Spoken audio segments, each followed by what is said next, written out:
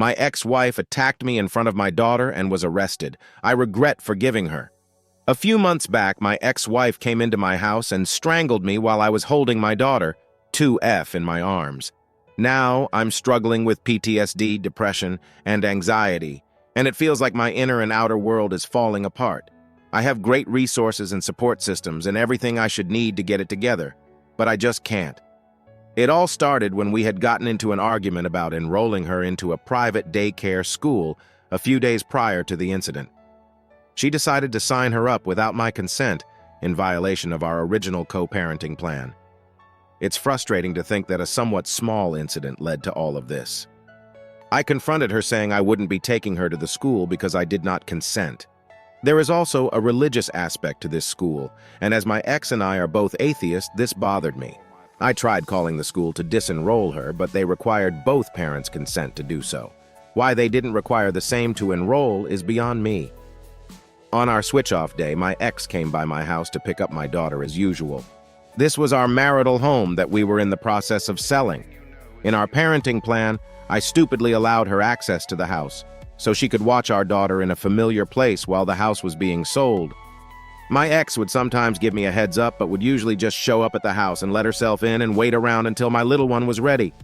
I tried to get her to stop letting herself in, but because the court doc said she had access to the residence during the day, there wasn't much I could do about it beyond asking nicely. My ex also was straight up stealing things from my house that were not declared as hers, but that's another story. When she got to the house on that day, she knew there would be an argument about the school. I wasn't going to stop her from taking my daughter to the daycare school on her days of custody, but had no intention of doing so myself and fully willing to go to mediation over it. My narcissist of an ex decided she was going to get her way no matter what. My ex came into my room and woke me up after coming into the house earlier than she normally would. She proceeded to deflect, saying she made false accusations of neglect to CYFD. Nothing came of it because, contrary to what my narc of an ex thinks, I am a very capable parent. When I realized the conversation was going nowhere, I just decided to end the conversation and get on with the switch off. This more than upset my ex, who then decided she would go and wake my daughter herself and prepare her for school. I asked her to please wait outside or in another room while I prepare my daughter, which was met with a straight up, "No, I won't be doing that," and started angrily walking to my daughter's room. At this point, fear started setting in. I know that I am a good father, but my ex wore down my self-esteem over years of emotional abuse. I was worried that she was going to take my daughter, and I wouldn't see her again, regardless of how irrational it sounds to me now. I ran to my daughter's door to try to create space between my ex, but she pushed me out the way to get in. I was in full panic mode at this point, and just wanted to get my daughter away from her, so I quickly moved to her bed to wake her gently before my ex could. I know that adrenaline was high and decisions were made less than 10 minutes, but I'll regret not just letting my ex do what she wants for a long time. When I got to the bed, my ex started screaming and yelling that I shoved her. I didn't. It was dark and we bumped each other, and called in her mom, who was waiting outside. They both stand in the doorway screaming at me to give them my daughter, who at this point is in my arms and mostly asleep still. I couldn't bring myself to just hand her over, so I asked them to please leave as this is inappropriate. I actively asked everyone to please take a step back as things were getting way out of hand, but they couldn't hear me over their own screaming. At this point, I decided I just need to get my daughter to a safe, neutral place so that everyone could reset, and so she could be isolated from what was already becoming a potentially traumatic experience. I tucked my daughter into my chest, put my head down, and tried to walk past them. When I got to the doorway they were standing in, my ex shoved me into the wall, put her hand around my neck, and tried holding me down. I'm much bigger, so I was able to break free without touching anyone and get into another room with my daughter still in my arms. At this point, I knew I needed to call the police, despite how terrified I was of what might happen. This wasn't the first time she committed violence against me in front of my daughter, but it was the first time since the divorce. I was so afraid that my ex would twist everything and that I would be arrested that I almost didn't even call. I didn't even realize the red marks around my neck from being strangled until after I made the call. The cops came, took statements, and ultimately arrested my ex for battery. I got a temporary restraining order against her immediately after the police took her away and was faced with an impossible decision. What do I do now?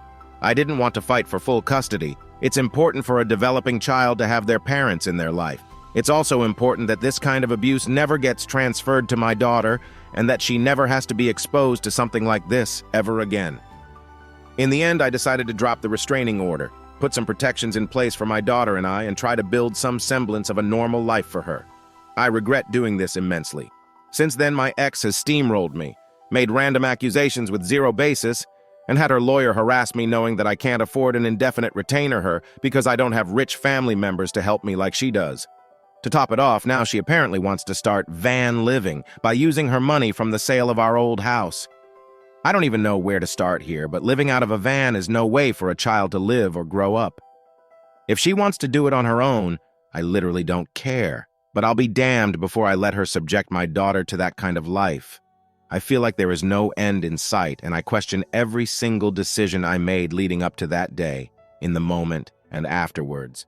It's been affecting my work and have been struggling to connect with people emotionally. I'm just laying around depressed, despite having a new house to put together. I have no idea what the future looks like, and I feel like I lost a part of myself after what happened. I am doing my best, and when I have my daughter, everything seems manageable. But when I'm alone in my new house with boxes piled in the garage, it feels just as empty inside as I've felt since I realized all of the abuse I went through in that relationship and the journey ahead that I have to face after forgiving her. Edit. Thank you to all those who shared their stories and experience. This is exactly what I was afraid of when I sat in mediation for 9 hours and made probably the hardest decision of my life. I didn't fail my daughter like I've been telling myself, but I have a lot of work ahead of me to make sure that stays true. I did what I thought was right, and one of the lessons I learned is that self-sacrifice isn't always the right solution.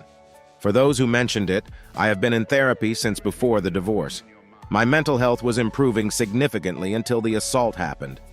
All of my coping skills I've built up have been ineffective, and I'm working to build new ones along with stronger support systems. If I was able to keep up hope in her changing from her abusive ways, then I can absolutely keep up hope that the future will be brighter through my actions to protect my daughter. I may have misjudged, but that doesn't mean I need to compromise who I am.